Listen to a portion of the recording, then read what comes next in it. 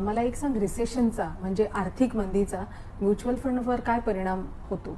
समजा रिसेशन आलंच तर डेफिनेटली कन्झम्पशन स्लो होतं, जॉब लॉस होतात आणि त्यामुळे डायरेक्ट इम्पॅक्ट त्या इकॉनॉमीवर पडतं.